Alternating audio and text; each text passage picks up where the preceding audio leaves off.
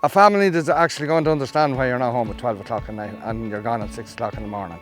A wife, kids, whatever, they're going to have to be tuned in the same as you. And that's, if they're not, you would want to be watching yourself.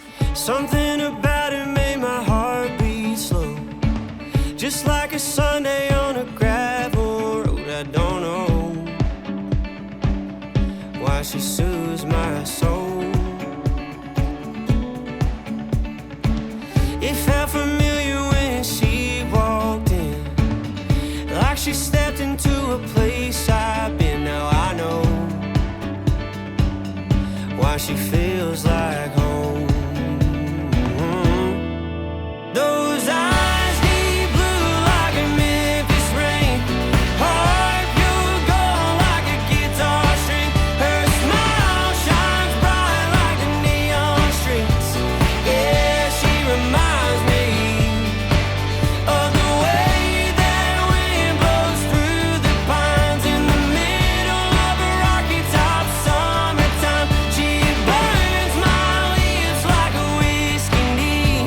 Yeah, she reminds me of Tennessee. I'm Paul Scally. I'm from Killucan in County Westmeath.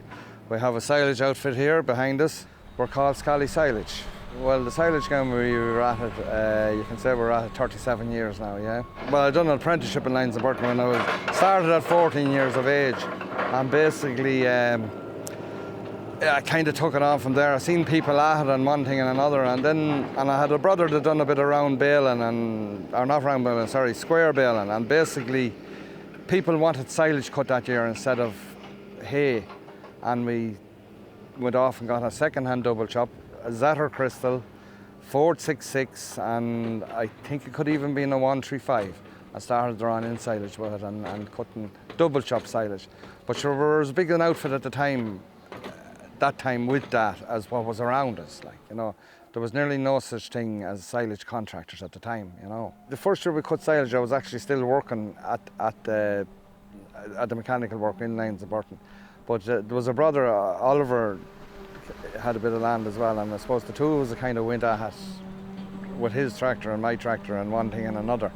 And basically, it wasn't that it was a mistake, but that's how it happened. It had to be done at the time, like, you know. It was a thing I enjoyed, like, you know.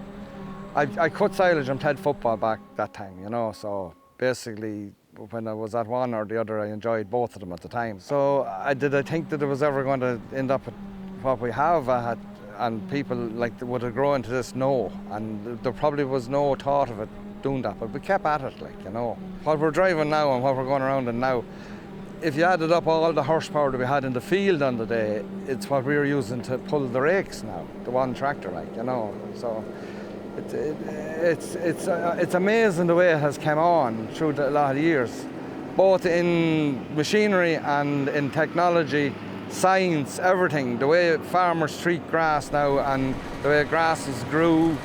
Like the first outfit that we bought off Flynn's in the Downs. It was a trade-in from a fella called George Welch. Everybody probably knows George or will be familiar with him. It was a 00 and we traded in a 10X and a John Deere 4055 against it to do the same job as it. But sure, we didn't know ourselves. Like, we were getting through work, sure, we had days off and we had everything that we didn't probably realise could happen cutting silage, like, you know.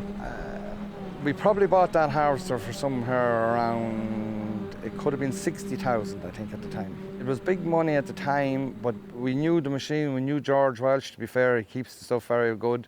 He would have cut a good bit of silage as well, but looked after the machine and knew a lot of the drivers, everything. Like, sure, it was like buying it off ourselves in one sense of the word, like, you know. It was a big decision to buy the harvester at the time because we probably hadn't enough work to warrant it, but if we were going to go ahead, we needed, you know, to, I suppose, show off, let people know what we're able to do. And the other thing was, like, there was an awful lot of luck, an awful lot of good customers and good relationships with people, I suppose, probably what built it up for us, like, you know, along the way. And being able to turn up was just, that was some bonus, you know, being able to tell a fella, if the weather is right, we'll be there on a Tuesday, you know, and people loves that. Like.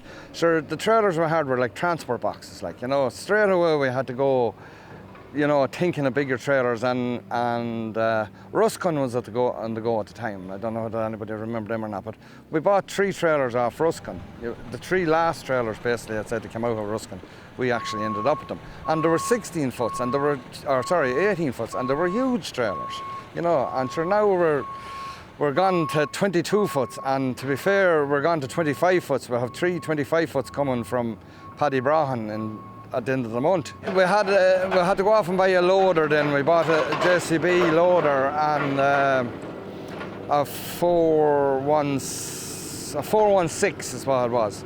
And sure, it was a huge step up from what we had as well. I'm talking when we started off backing up with like 466s, and to get into a 416 loader, sure, it was like getting into a jumbo jet. I suppose learning how to drive it then and getting fellas to be able to be on the pit and everything was another day's work, and the speed the grass had come in and everything, sure, it was just unbelievable at the time. It was completely and totally something that you wouldn't have even dreamt of. You see, back then all the pits and everything matched the amount of silage that was being cut. There wouldn't have been as much emphasis put into how good the quality would be. People had it in their head, ideas about how you make good quality silage. And now you're making different silage altogether than what you meant back then, but you're also trying to put it into the same 40-acre pit, that you're trying to put the 100 acres into the 40-acre pit. Every farmer that we have went into, I suppose in the last 30 whatever years, you can see an improvement in 60% of the farms every year going to it. That'll be a new milk tank, that'll be a new tractor, that'll be a new silage pit, concrete in yards. Some of them have bought land, some of them have went from 70 acres to 200 acres of land. They're not afraid of taking land now and fixing it up and getting it. They just don't take the land and put the cattle out of it now. They'll take the land now and they'll cut all the hedges and plough it and take the bushes out of it and improve the land, because they know that if it's improved, they'll work it. Yeah, farming is trying to improve the whole time in Ireland, I think. And it's definitely getting more technical. Now, that'd be growing grass, growing cereals, what to feed, the quality of feed, what to give the cows, the way the milk has been produced is probably the most stable of the whole lot of them for the last number of years. But at the same time, if you hang in, if the beef man hangs in and all that, it doesn't let them down that much. See this year now, sure, Jesus, it's great money for cattle this year. But unfortunately, next year they're all worrying about how they're going to replace them, so. But they'll come up with a plan themselves, there's nobody that stupid out there that's not going to come up with some sort of a plan. But today now we're with David Clarke over here in Cows.ie. Fabulous setup over here. To be fair, he's in the business of cows, and you can see why he's in the business of cows here. It's a stunning place, and even since we started coming in here, there's huge and pure improvements in pits, and even big new shed down there behind you. Everything going on, and I believe he's even going further again with rotary powers and other bits and pieces. Fabulous setup. I'm David Clarke, and welcome to Cows.ie. We primarily export dairy cattle, but we also do beef and pedigree beef and commercial beef. So in 1991, how we started was I travelled to France to buy some livestock for our own farm. We arrived back, the cattle arrived. I wanted to sell 3 or 4 of them because we had too many on hand, or probably more than we could afford. I put an ad in the Farmers Journal, and within the week the whole 34 cattle were sold. So as it goes here in Ireland, we're working with really great farmers and really great breeders. We can check the indexes of the cattle from the Irish Cattle Breeding Association's data, and that helps us to match the cattle with the farmer. So if he's grass-based, it's grass-based cattle. He wants kilos of solids, he wants good fertility, and he wants good health. If it's a Holstein breeder or farmer who wants high milk yields and wants to farm from an indoor system, we can easily source these animals as well. I think we have something to suit everybody here on our Cows.ie farm and within our systems of farm-to-farm sales. So a lot of our dairy stock will head over to the UK. So each week we do 1 to 2 trucks to customers over there. The big thing is that we're TB free, the somatic cell count is good, the cows are happy and healthy, which again helps us with repeat orders. Here at Cows.ie we have a terrific team of dedicated guys and girls who make sure that every process is seen to, the cow's welfare is seen to. Everyone that's working with us has a serious passion for farming and livestock. I'm Kieran Dowdall, the farm manager for Cows.ie on the farm full time. I'm with David 13 years. It's enjoyable, it's very enjoyable. Very enjoyable place to work. I'm very happy there, and look at it, it's busy, and that's the way I like it. You just have to love it and you have to stay at it, and that's the way it is. Farming is a tough game.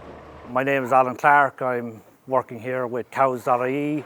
My father is David, who owns the business. Today we're inspecting the cattle, doing the final inspections here for our export that's going to Algeria. There's going to be 2,100 heifers on the consignment. We have done the consignment in last year, in January, of around 1,021 heifers. So this year we are doubling that, going back to the same customers as last year. We do love what we do here. We love exporting cattle. We love being involved with farmers. We love the relationship that we build up with people. We also want to build up new relationships. We love the fact that we can find a new place, such as Algeria or other countries in North Africa, and showcase how good Irish cattle are. David himself has gone out to Algeria. He has visited these places. Their government is backing them to have their own food supply. Ireland has a great reputation of excellent health and fertility. That has led to them coming back to Ireland for more animals and even doubling the amount that they're receiving. We are always expanding, always looking to the future, always trying to improve. We have the team to carry the job right through, and at the end of the day have satisfied customers. Being a contractor now and being a contractor back in the mid-80s is 2 different animals. Like, we drew in grass back when we started, and we put it on green fields, like I mean on the corners of fields, and it was covered up, bit of dung thrown on it or whatever was thrown onto it. Now there was water running out of the trailer some of the time. Now people are inclined to, you know, go by what they're told, as in wilt it. And the new thing is, I suppose, 24-hour, you cut it and you have it in the pit within 24 hours, which in a way is a kind of going back to the double chop silage, like, you know. So it was cut, and obviously you had no choice in wilting it, you put it straight into the pit. Now, I myself personally, and I wouldn't be into it, I would like to see grass greener than whiter going into the pit. I think it makes better silage. It definitely makes better stuff when you're taking it out of the pit, that you don't have as much fuss or mould or anything on it. And you can leave the front, expose more of the front of the pit. There's that little bit of juice in it. But then the environmental man and all them don't want to see that anymore, you know, which is fair enough. I have to think of the fishes and the birds and everyone else too. But look, cutting silage back in the 80s and cutting silage at the present day, 2 different things. In general, we start off, there's 2 JCB loaders here, a 435 and a 419. There's 7 class 6 810s.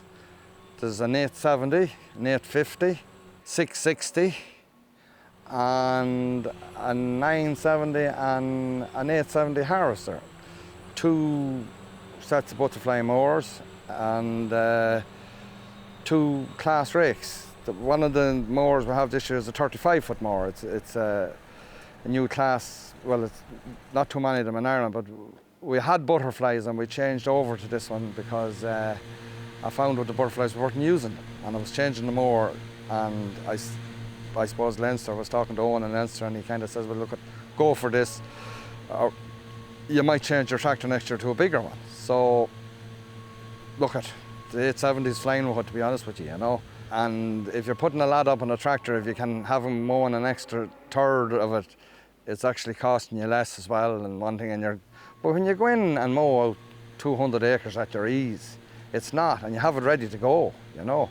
Now, you'd be in trouble if you had no way of picking it up, obviously, but to be fair, we have that as well, like, you know. And people like to see it been coming in, and they like to get it cut in fine weather and in the middle of the day as well, and all them little things. The mowers, to be fair, is one of the most essential things working right in the whole fleet. It and the loaders, to be honest with you. 'Cause if you haven't got them two yokes going right, that's the beginning and the end of the job. You're kind of ruining for yourself. Like, you know, what you pick it up with in the middle of the day is another thing. There's not much point being able to pick up 200 acres of grass and only being able to push up 100 of it. Like, you're in trouble straight away. And there's not much point in having harvesters sitting on the headland waiting for another 100 acres to be mowed and, you know, have the whole outfit sitting there and nothing on the ground. So with the weather the way it is, you get the phone call at 10 o'clock or you get the phone call at 4 o'clock, I'll cut that this evening or I'll mow it down, whatever it is. You have it done for them and they're happy. And Jesus, mowed now, sure, the boys will be on in the morning, sure, they'll be all done by dinner time tomorrow, like, you know. And that's the kind of the way it's happening, you know, to be honest with you. Well, sure, we went off this year and went mad, I suppose, and bought another 970. Like, we had a 3-year-old one and then we bought this one.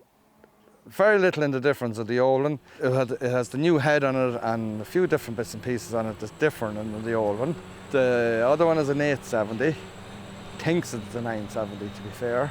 It flies, like, you know. It's well leveled for the 40 and the 50-foot rows. Wouldn't be just as fast, but a very good harvester as well. Clean, going well, touch wood, both of them is. We went from 860s up to 870s, and then we went from the 870 to the 890, and then we doubled up on them, you know. On the new harvester with the new head, the grass seems to go into it a little bit smoother, and I don't exactly know, there's not a whole lot in the difference of it. It's probably a little bit faster and floats probably a little bit better, but I don't know why. It could be the harvester. It has a different auger on it as well, and the auger has 4 sets of flights bringing in the grass into the feed rollers, and it seems to bring it in that little bit faster and sweeter into the harvester. And sure, if it gets into the harvester then tidier or handier or broke up more, whatever, it'll go through the harvester more. You can nose it and the old one when you come to a lump or whatever it is like that. You don't get the big vomit of grass out of it. It's a more smoother flow of grass, you know. As regards the lads driving the tractors and everything, they love driving the class tractors because there's seriously comfort in them. And the other thing about having all the same tractor is that you don't have fellas wondering what gear they're in and all this sort of thing. It comes natural to them, whichever tractor they get hopping. But the reason I got into class tractors was probably, it wasn't a mistake, but it was just coincidence that we had other tractors. I don't know whether I should name them or not, but I had other tractors and they gave plenty of trouble. And I was talking to Philip O'Hara one day in the shop in Killucan, and I said, "Jeez, Philip, would you have a tractor that you could hire me for a few days?" Now, Class at the time wouldn't have had a very good name. People didn't know whether it was Class or Reynolds or what they were buying, or they didn't even know what tractor Reynolds was or what engines, what Anton was, and no more than myself, to be honest with you. But basically, Philip gave me a loan of, don't ask me the number, but it was a 180 horsepower Class tractor. This is back 08, 09, maybe 07. And the fellow that was driving it up there, we brought him up to Class and he got into the Class and he wouldn't give it back. So basically we ended up buying that demonstrator tractor off Philip at the time. And the following year then we bought 640 off him the following year with a Class more. And look, I suppose the relationship started with Leinster Farm or Philip O'Hara or whoever it was at the time. And that's the way it went, you know, just changed everything to Class. I had a mixture of tractors, I suppose, before that. I wouldn't have had as many, obviously, as I have now, but I would have had a mixture of tractors, Massey, John Deere, you know, Zetter, actually, you know, Ursus. I bought new Ursus tractors in my day as well, like, you know, which would have been bought for the horsepower rather than the comfort or anything, like, you know, and maybe not for the reliability, but coming from Lyons and Burton, and that didn't worry me because I had a time with them in Lyons and Burton. They sold the Zetter for a while and that. They sold Fiat. Like, I always reckoned Fiat tractor was a great tractor in his day. And come down around home, people would curse them. They were saying they're no good for nothing, like, you know. But geez, there was people up around Norcal there and all that sort of thing that have nothing else under the money, Fiat tractors. Funnily enough, they're driving Fiat tractors unknown to themselves now. You know, like they get up onto a Ford tractor, so its great-great-grandfather was a Fiat, you know, at the end of the day. So, for the want of a better way of putting it, I suppose you retire to a site if you're a class tractor with us, you know, that's basically it. And then the site tractor is traded in again, the newer one or whatever it is. Now, I have bought brand new class tractors and I have bought year-old class tractors. So I don't buy all new class tractors. But I find A10 the tractor to have because it's powerful enough to do most things. Lovely tractor to drive, and look, it's heavy enough, which a lot of other tractors are making 200 horsepower tractors and they're making them light and they're not safe. Like, you know, there's one thing I had to tell the lads. I says, don't be in a hurry on the road. There's no need in wearing the tyres and cutting the road over going along because it's too dangerous, and people, youngsters with cars, and roads too small for the big youngsters on and everything now. And like, you need someone who's going to be able to stop like 20 ton of maize or whatever. Like, of all the class tractors we have, I suppose the 870 is probably my favourite.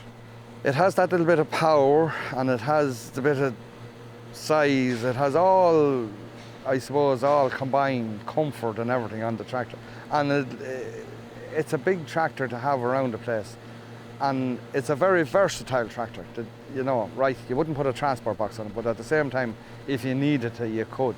You know, that sort of a way. Whereas some other big tractors, you wouldn't go down that road. You can put a plough and you can put a mower and you can put whatever you like on it and go out and do what any big tractors will do, like, you know. The area years ago used to be within a mile or a mile and a half radius. Like now, it's a 20 or 30 mile radius. Like, you don't mind, you can get to a place, they're all 50 k's and 40 k's. So an hour will bring you a long distance now cutting silage. So we come over here to cut silage, we go over the far side of Kinnegad cutting silage, we go over the far side of Beliver cutting silage. So like, doing that 30 years ago, it'd be a day's work to get to any of them places. Like, you know, so you wouldn't even dream of driving a tractor over here this far to cut silage 35 years ago, like, you know. At the end of the day, you have to hand it to the customers, you know, loyalty and everything. And again, that outfit too is probably to be a bit loyal to the customers as well, to be able to do their work and, you know, do it when they want it done and get it done right. And, you know, there's some great people out there, like, you know, that's God's honest truth, like, you know. So look, to any new contractor starting off or to anybody starting in business, you have to be happy with what you have to do. The people you do it for has to be happy. The people that works for you has to be happy. And look, to be fair, that's where we are at the moment. I'm hopefully in a happy place that I suppose we have the outfit we have the customers we have the people working for us, and even though I'd given out to them every now and again about something, but like, a happy place is the place to be heading for if you're going contracting. And you have to have a brilliant family behind you as well. Something about it made my heart beat slow, just like a Sunday on a gravel road. I don't know why she soothes my soul. It felt familiar when she walked in, like she stepped into a place I've been. Now I know why she feels like